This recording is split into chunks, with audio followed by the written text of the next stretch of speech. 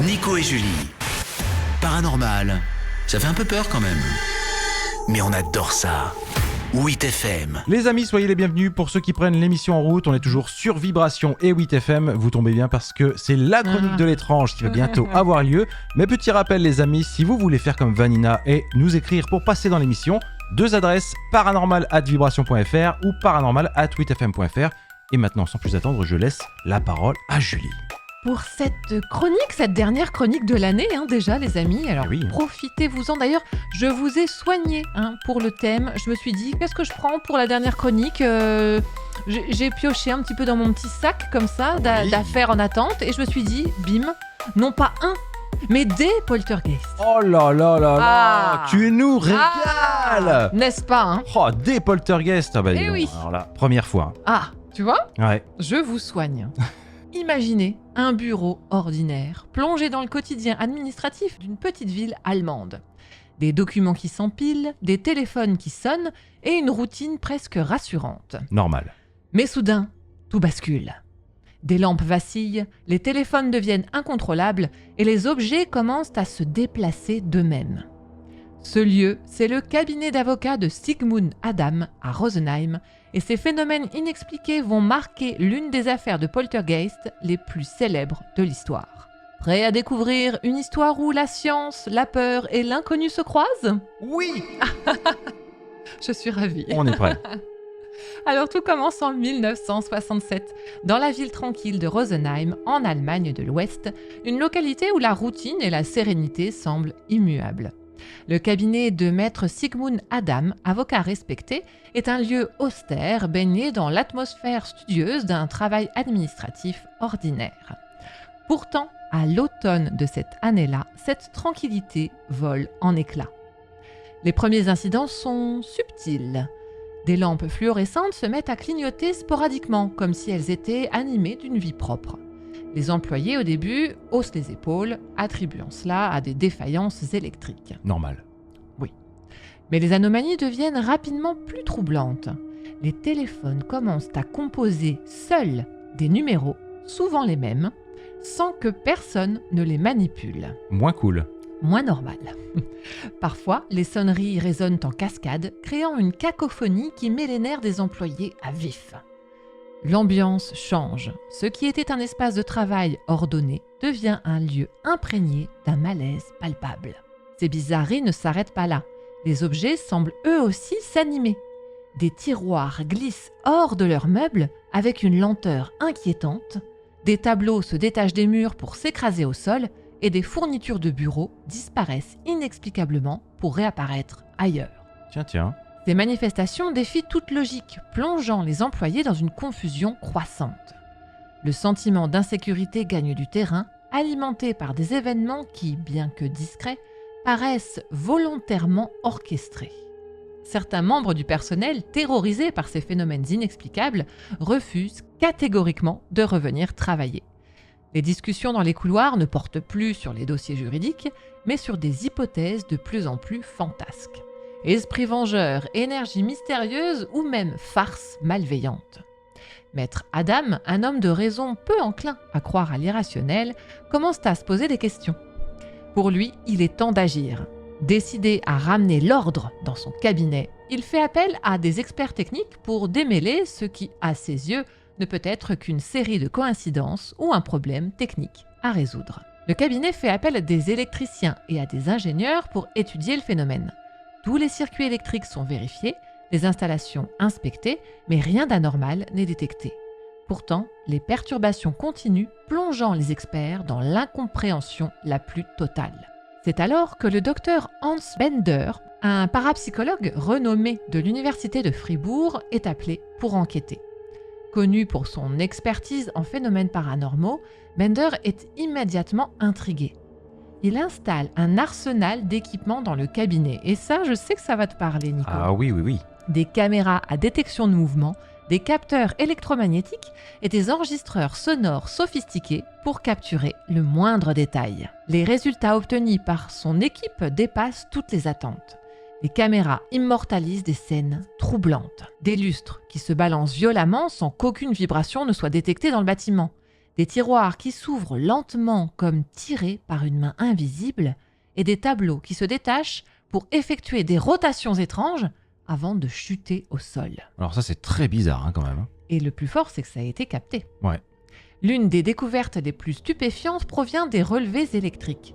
Les fluctuations enregistrées dans le courant montrent des perturbations soudaines et intenses, comme si une force mystérieuse manipulait directement les circuits.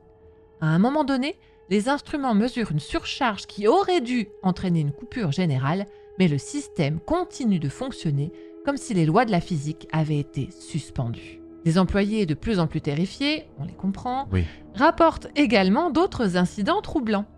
L'un d'eux affirme avoir senti une forte pression sur son épaule, comme une main invisible, alors qu'il travaillait seul. Une autre employée raconte avoir entendu des chuchotements dans une pièce vide. Les mots étaient indistincts, mais le ton clairement menaçant. Ces témoignages, bien que subjectifs, viennent renforcer l'aura de mystère qui entoure l'affaire. Les phénomènes semblent se produire uniquement lorsque Anne-Marie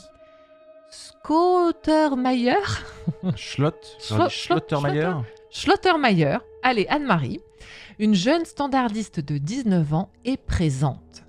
Cette découverte marque un tournant dans l'enquête et pousse Hans Bender à approfondir ses recherches sur cette mystérieuse connexion. Selon Bender, Anne-Marie pourrait être à l'origine involontaire des manifestations. En parapsychologie, les poltergeists sont fréquemment associés à des individus traversant des périodes de stress intense ou de bouleversement émotionnel. C'est vrai. Anne-Marie, comme l'enquête le révèle, vit une situation particulièrement difficile. Son travail au cabinet est une source constante de frustration et elle avoue être en proie à des tensions familiales qui s'aggravent avec le temps. Bender avance une hypothèse captivante mais controversée. Il suggère que l'énergie émotionnelle refoulée d'Anne-Marie pourrait se manifester sous forme de perturbations physiques dans son environnement. Cette psychokinèse spontanée récurrente, et là je le cite, est un concept fascinant en parapsychologie et part du principe que des états émotionnels extrêmes pourraient provoquer des phénomènes tels que ceux observés à Rosenheim. C'est ça. Cependant, cette théorie ne fait pas l'unanimité, tu penses bien. Oui.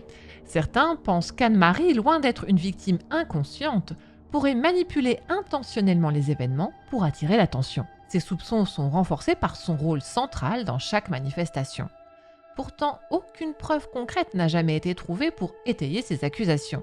Anne-Marie elle-même semble effrayée par ces phénomènes, ce qui rend l'idée d'une mise en scène délibérée encore plus improbable. Pour renforcer sa théorie, Bender passe beaucoup de temps avec Anne-Marie, cherchant à comprendre ses émotions et ses comportements. Il observe des moments où sa présence coïncide avec des pics d'activité paranormale, comme des ampoules explosant soudainement ou des tiroirs s'ouvrant brusquement. Ces incidents, bien que troublants, semblent également renforcer l'idée que les manifestations sont liées à un mécanisme psychologique profond et non à une quelconque supercherie.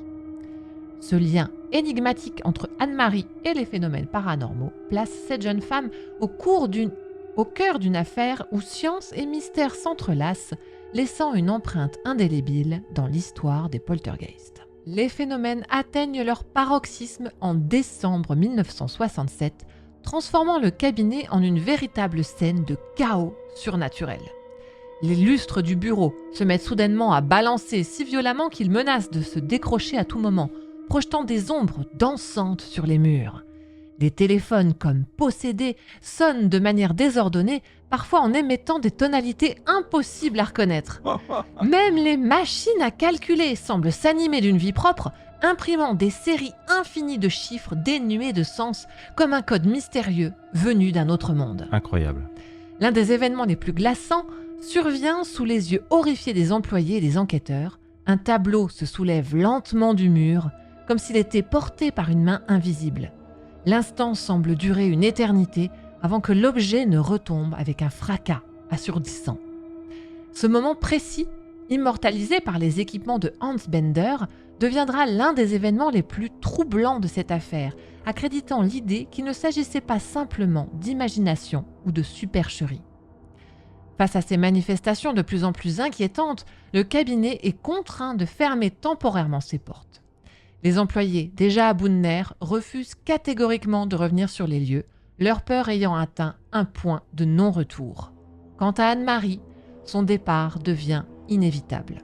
Accusée à tort par certains, vue comme une victime par d'autres, elle quitte son poste avec une aura de mystère qui ne fera qu'ajouter à l'énigme entourant les poltergeists de Rosenheim. L'affaire de Rosenheim divise les opinions. Les sceptiques avancent que les phénomènes pourraient être le fruit de canulars. D'autres pensent que des facteurs techniques, comme des interférences électromagnétiques, pourraient expliquer ces anomalies. Cependant, les preuves recueillies par Hans Bender et son équipe, notamment les enregistrements vidéo et les relevés électriques, restent difficiles à débunker. Même des experts en électricité et des ingénieurs ont été incapables d'expliquer rationnellement les événements.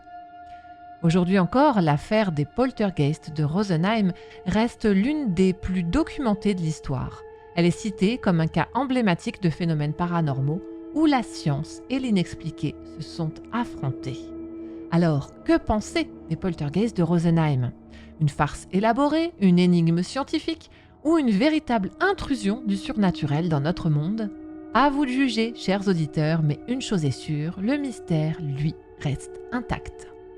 Eh bien merci Julie, encore un dossier vraiment palpitant, fascinant, comme à ton habitude, j'ai envie de dire. Oui. Hein. Tu vois, je t'avais promis du lourd, et ben voilà, j'espère que je ne t'ai pas déçu. Eh non, pas du tout. Bon les amis, écoutez, ne bougez pas, comme d'habitude, on revient juste après la musique avec un nouveau témoignage, cette fois-ci celui de Sandrine. On vous dit à tout de suite.